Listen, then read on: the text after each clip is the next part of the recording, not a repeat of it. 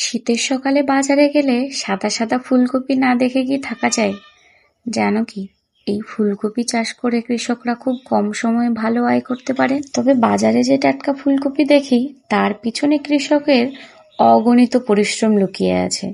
চলো আজকে সেইগুলো জেনে নিই। নরম মাটির বুকে সারিবদ্ধভাবে বীজগুলো যত্নে পুঁতে দেওয়া হয়, তারপরে জল দিয়ে ঢেকে রাখা হয় কয়েকদিন ধরে।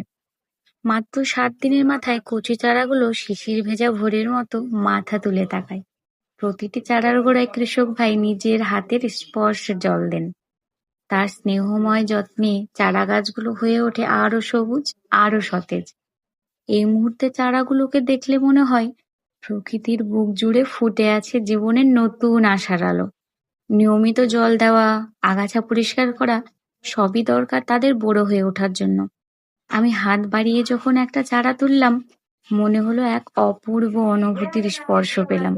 যেন প্রকৃতি আমার হাতে তার সবচেয়ে কোমল উপহারটা তুলে দিল। অবশেষে সময় হলে কৃষক ভাই একে একে সেই চারাগুলো চাষের জমিতে রোপণ করেন। তখন শুরু হয় ফুলকপির নতুন যাত্রা, মাটি থেকে ফসল হয়ে ওঠার অনন্য গল্প। আমরা আরো একদিন জানব কপি বাঁধাকপির উপকারিতা নিয়ে।